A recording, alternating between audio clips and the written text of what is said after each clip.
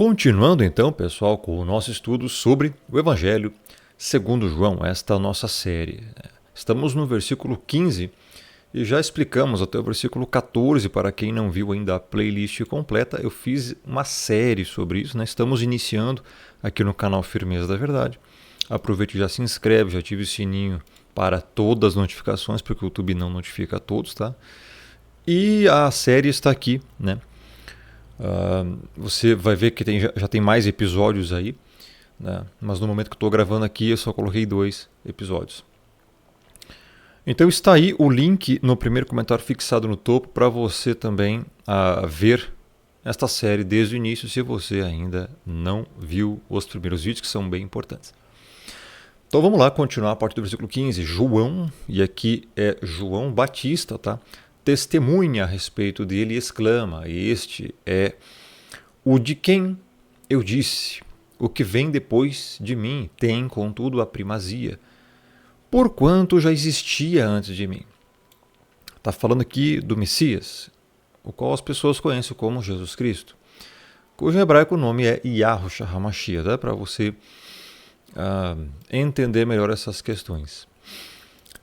Aqui está falando que o Messias, inclusive já desde o versículo 1, como a gente já leu, no princípio era o verbo estava com Deus, o verbo era Deus. A gente já explicou esse versículo. Está falando que o Messias ele não veio a existir apenas há 2000 anos atrás. Ele já existia. Ele estava junto na criação. Porquanto já existia antes de mim. João Batista, então, foi enviado pelo próprio Criador para avisar, para exclamar a vinda do Messias. Tanto é que em outras passagens ele vai dizer que eis o Cordeiro de Deus que tira o pecado do mundo, né? Então, ele veio para anunciar a vinda dele, e aí chamou muito mais atenção, né? É interessante, o Criador trabalha dessa forma. O Criador usa pessoas para alertar, para avisar, para anunciar muitas coisas. Então, aqui tem algumas referências em João 1,26, né, que nós vamos ver mais adiante. João 1,30 também, nós vamos ver mais adiante, então a gente não precisa ler agora. E aqui também em Mateus 3,11, né, que eu já mencionei em outros vídeos. O João Batista aqui já anunciando: eu vos batizo com água para arrependimento, mas aquele que vem depois de mim é mais poderoso do que eu, cujas sandálias não sou digno de levar. Ele vos batizará com o Espírito Santo e com fogo, né? Então o João Batista foi usado para anunciar, né, a vinda do Messias. Também, além de outros profetas, como Isaías, também já anunciava, já predizia em suas profecias que o Messias haveria de vir, né? No versículo 16, porque todos nós temos recebido da sua plenitude e graça sobre graça.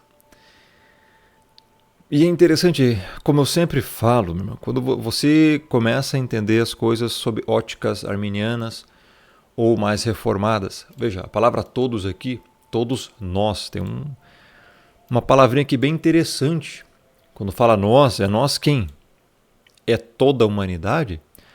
Toda a humanidade recebe graça sobre graça? Ou a graça ela é direcionada ao povo eleito, aos salvos? Porque a Bíblia fala que pela graça sois salvos, mediante a fé, isso não vem de vós, é dom do Criador. Quando se refere à graça, nós encontramos a palavra grega, né? Aqui está charin, anti-charitos, ou seja, graça sobre graça. E essa palavra é favor imerecido. A palavra todos aqui é pantes, todos.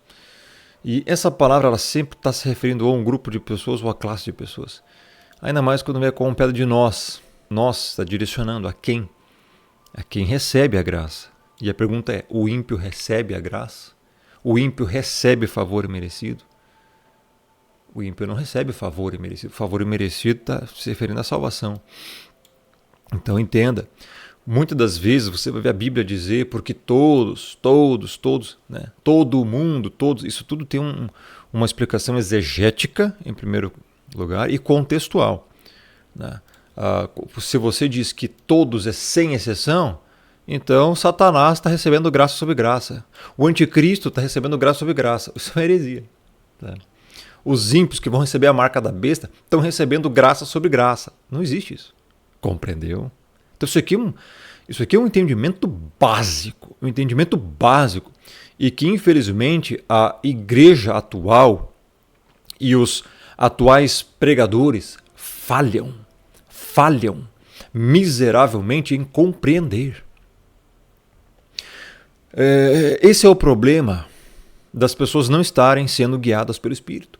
Leem a letra e entendem segundo o achismo.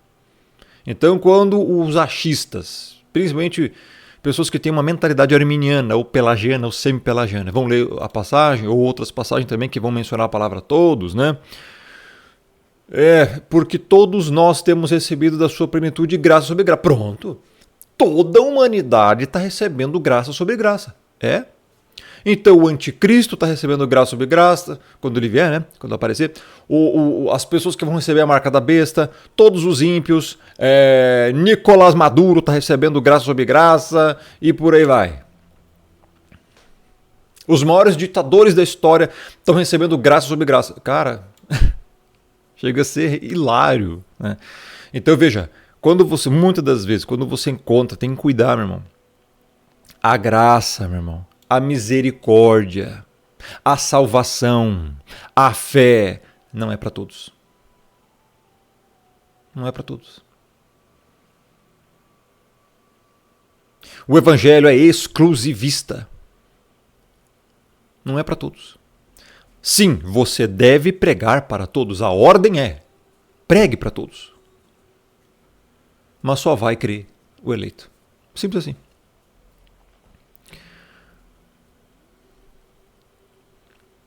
Entendeu? Versículo 17. Porque a lei foi dada por intermédio de Moisés. Continuando a questão de graça. O que é graça sobre graça? Olha só, graça sobre graça. Porque a lei foi dada por intermédio de Moisés. Então significa que Moisés é do diabo e ele não tem nada a ver com Deus, porque a lei vem de Moisés, mas a graça e a verdade vieram por meio de Jesus Cristo. Pronto. Então, segundo o entendimento de alguns, Moisés era mentiroso e filho do diabo. Por quê? Porque a graça e a verdade vieram por meio de Jesus. Não é isso que o texto está dizendo. Olha aqui em Êxodo 21, capítulo 20, versículo 1. Então falou Deus todas estas coisas, todas essas palavras. E aí então veio a lei que Moisés escreveu. Ou seja, Moisés só transcreveu o que o Criador mandou ele escrever. Então, eu acho interessante, né, cara? Eu nem perco meu tempo com pessoas que acham que o Deus do Antigo Testamento é o diabo, que Moisés é do diabo, que todos os profetas do Antigo Testamento é do diabo. Cara, isso aí é gente que tem graves problemas, que não tem nem, cara, o que perder tempo com isso. Veja, o próprio contexto já explica isso. Quando a Bíblia fala aqui, porque todos nós temos recebido da sua plenitude. Olha o contexto, o versículo anterior. Plenitude, meu irmão. Tudo o que veio antes do Evangelho. Ataná. Todo o Antigo Testamento. Tudo que o Criador fez durante todo o Antigo Testamento. Durante toda a história do Antigo Testamento. Mais de 4.000 anos. Muito mais. 4.500 anos. E graça sobre graça. O que é graça sobre graça? As pessoas elas acham que a lei é uma coisa ruim. Não, meu irmão. A lei, os mandamentos, Êxodo 20, não são coisa ruim. Pelo contrário, se você ler o que está escrito lá, você vê que tudo aquilo ali que diz respeito é para preservar você e a sua vida. Não adulterarás, não matarás, não assassinarás, melhor dizendo no hebraico, que é o termo mais correto, não assassinarás, não cobiçarás a mulher do teu próximo, não terás outros deuses diante de mim, honra teu pai e tua mãe. Todos os mandamentos que estão ali é para o bem do ser humano, meu irmão. Quando a Bíblia fala graça sobre graça, É porque esta graça aqui, que vem sobre a graça, é o quê? Meu irmão, tudo que o Criador já fez pela humanidade em toda a antiga aliança já era graça. O oxigênio que ele proporcionou, graça. A lei que ele concedeu, graça. As pessoas, sim, existe uma diferença entre lei mosaica e a graça na nova aliança, porque o Messias veio fazer justamente isso, graça sobre graça, algo melhorado, e as pessoas não entendem isso. Que a nova aliança é o aperfeiçoamento da antiga, é o complemento da antiga. Uma não anula a outra. Então, quando vem aqui, todos nós, os eleitos, temos recebido o povo judeu antes de aqui de João Batista, e depois se estendeu aos gentios da sua plenitude. Tudo que o Criador fez na antiga aliança, meu irmão, e agora a graça sobre graça, porque já tinha uma graça. Tudo que o Criador já tinha feito pelo povo de Israel já era graça, meu irmão. O que é? Favor imerecido. Que outros povos não receberam. Nenhum outro povo da antiga aliança, com exceção de Nínive, recebeu. Nínive é uma tipologia dos gentios. Então, veja, graça sobre graça. O Messias veio. Olha o complemento do versículo 17. Depois de Moisés, óbvio. Porque a lei foi dada por intermédio de Moisés. O conhecimento da lei, o conhecimento do Criador foi dado aos gentios, aos judeus. Mas a graça agora também se estendeu aos gentios. A graça e a verdade vieram por meio de Jesus Cristo. E não só aos gentios, mas também aos judeus daquela época. E quando fala aqui a graça, que é charis, né? O termo grego, favor imerecido, e a verdade vieram por meio de Jesus Cristo, não quer dizer que Moisés era mentiroso. Não quer dizer que tudo que tem no Antigo Testamento é mentira. Pelo contrário, aqui está falando da verdade mais plena.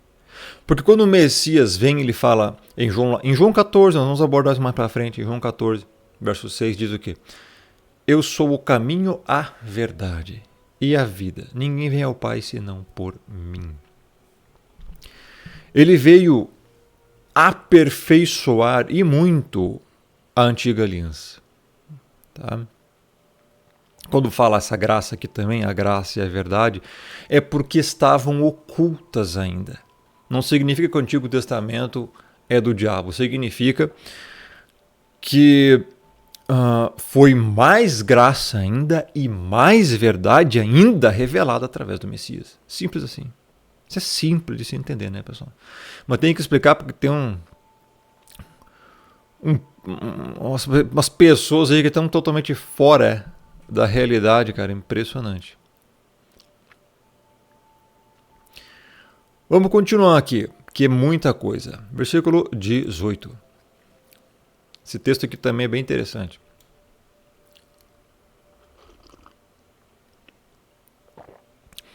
Ninguém jamais viu a Deus. O Deus unigênito.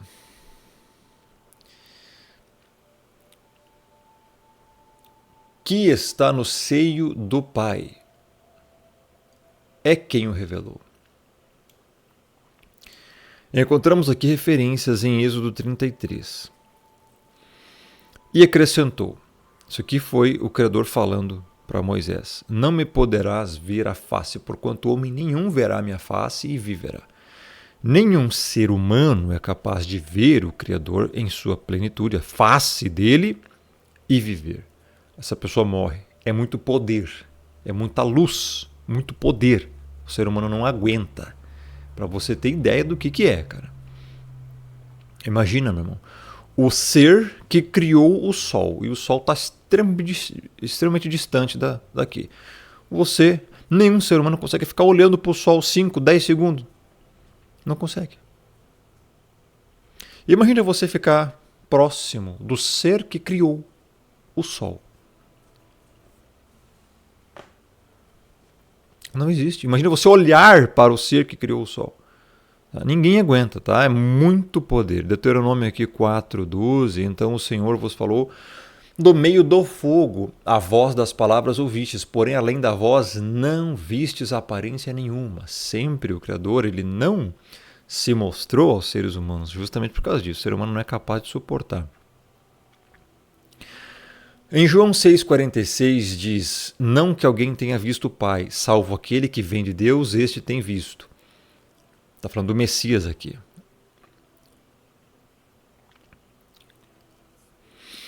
Outra referência em 1 Timóteo 6,16 vai dizer assim: o único que possui imortalidade, que habita em luz inacessível, a quem homem algum jamais viu, nem é capaz de ver, a ele honra e poder eterno. Tem muitas referências. Ninguém jamais viu a Deus aqui em 1 João 4,12. E Mateus 11,27. Tudo me foi entregue por meu Pai. Ninguém conhece o Filho senão o Pai, e ninguém conhece o Pai senão o Filho, e aquele a quem o Filho quiser revelar. Aqui está falando do conhecimento íntimo, né? O filho é o único que realmente conhece o Pai como ninguém outro. Tá? E aí depois ele continua, e aquele a quem o Filho quiser revelar, aí é no sentido menor. Né? A pessoa vai conhecer o Criador, mas não da forma como o Messias conhece. O Messias estava com o Pai desde a eternidade. Meu. Então, veja, aqui muitas pessoas usam, mas Adão estava com Deus, falava com Deus. Meu irmão, ali está falando de proximidade.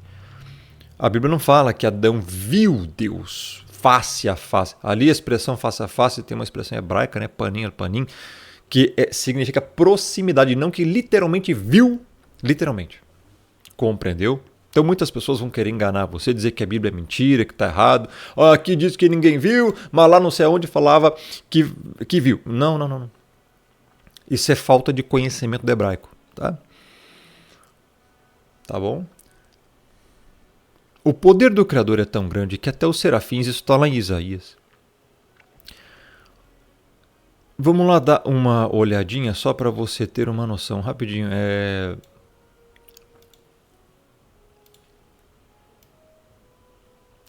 Isaías capítulo 6. No ano da morte do rei Uzias, eu vi o Senhor assentado sobre... Isso aqui é uma visão, tá? Sobre não é o ser humano realmente vendo literalmente, é uma visão. Fisicamente, é uma visão espiritual. Vi o Senhor assentado sobre um alto e sublime trono, e as abas das suas vestes enchiam o templo. Agora veja só isso aqui. Verso 2. Serafins são as criaturas mais majestosas já criadas, existentes. São os serafins, porque estão mais próximos do Criador. Os serafins estavam por cima dele. Cada um tinha 6 asas, com 2 cobria o rosto, com 2 cobria os pés e com 2 voava. Até os serafins, meu irmão, que estão diante do trono, cobrem o rosto. Devido ao poder que o Criador emana daquele lugar. Só para você ter noção. Como é que um homem é capaz de suportar isso? Nem um serafim. Tá? É para você ter ideia da dimensão. Tá?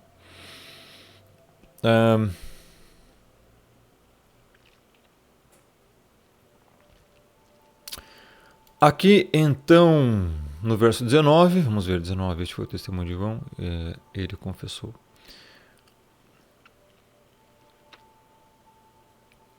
Aqui agora vai falar da questão de João Batista, que começaram a indagar ele. E nós vamos ver isso aqui então no próximo vídeo. Deixa o joinha, deixa o like, isso ajuda muito. Compartilhe com as pessoas que precisam ouvir a explicação da Bíblia. Me siga nas redes, Romulo Manasquini no Telegram e Instagram. E os links estarão no primeiro comentário fixado no topo. Até o próximo vídeo, se o Criador assim permitir. Abraço, até a próxima, que Deus abençoe.